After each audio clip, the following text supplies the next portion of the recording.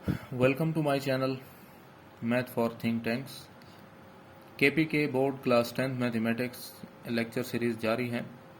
Exercise 2.1 हम कर रहे हैं और उसका क्वेश्चन 5 है, determine the nature of roots and also verify the results.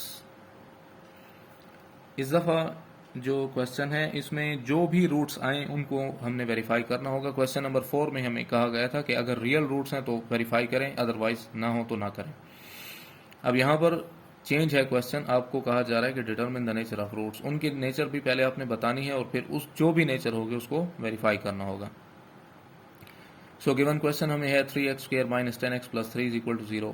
Quadratic equation के साथ उसको कंपैरिजन करेंगे आप। सो आफ्टर कंपैरिजन हमें जो वैल्यूज मिलेंगी वो क्या है?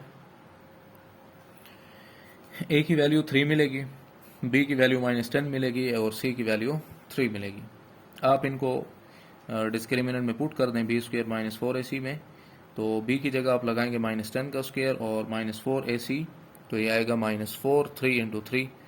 10 का स्क्वायर हमारे पास आएगा 100 और यहाँ पर इन दोनों को मल्टीप्लाई करें, 3 3 = 9, 9 4 = 36 और इनको सब्ट्रैक्ट करें तो आता है 64, विच is a perfect square. 64 is a perfect square number.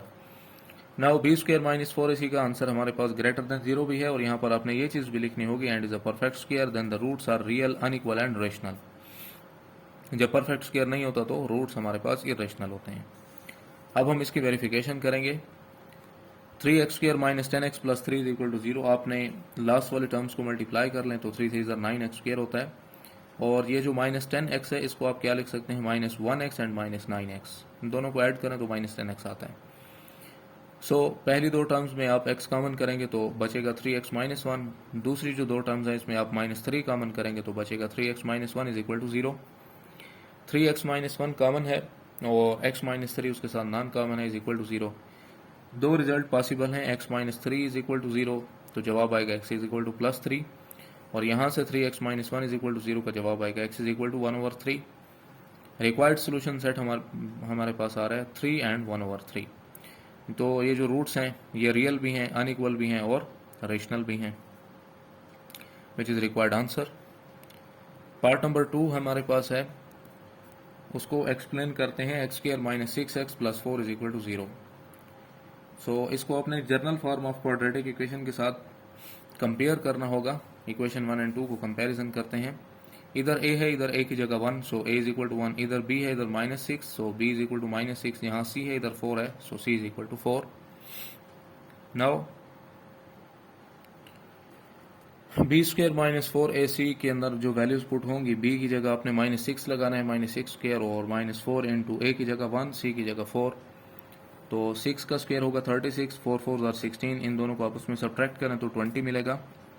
अब 20 परफेक्ट स्क्वायर नहीं है लेकिन एक पॉजिटिव नंबर है, सो रिजल्ट क्या मिलेगा, b² - 4ac is greater than 0, then roots are real, irrational and unequal. अब हम इसकी वेरिफिकेशन भी करेंगे। x² - 6x + 4 by using कंप्लीटिव square मैंने यहाँ पर यूज़ किया है क्योंकि फैक्टराइजेशन पॉसिबल नहीं है। इधर क्वाड्रेटिक फार्मूला भी आप लोग लगा सकते हैं।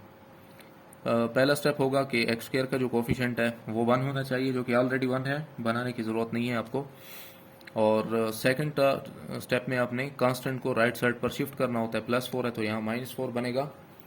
और इसी तरह जो थर्ड स्टेप होता है उसमें x के कोफिशिएंट के हाफ का स्क्वायर दोनों तरफ ऐड करना होता है। अब x का कोफिशिएंट है 6, इसका हाफ बनेगा 3, 3 का स्क्वायर इधर भी ऐड करेंगे और यहाँ भी ऐड करेंगे, तो ये बनेगा x का स्क्वायर और ये होगा b का स्क्वायर और ये 2ab वाले टर्म है तो आप इसको लिखेंगे 2a × b। a की जगह x है, b की जगह 3, तो 2 3 = 6 भी बनता है और ये -4 और 3 स्क्वायर होता है 9।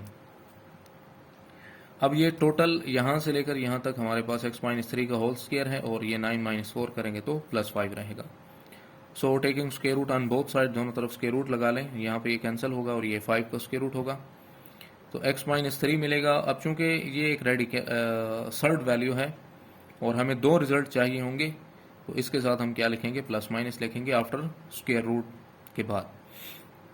ये -3 है, आप जो है इसको राइट साइड पर जब शिफ्ट करेंगे तो ये +3 बन जाएगा और इसके भी दो रिजल्ट आएंगे, एक होगा +3 + √5 और +3 - √5।